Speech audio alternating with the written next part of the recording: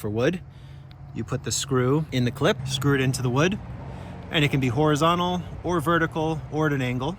And it's very secure once the pipe snaps in. And for wire, instead of using the screw, you put the plastic nut inside and it will not turn left or right. You can either put it on the horizontal line or on the vertical line or right in the center of the wire. This wing nut has a piece of plastic in it for extra support, and you'll put that right in the center of these 4 pieces.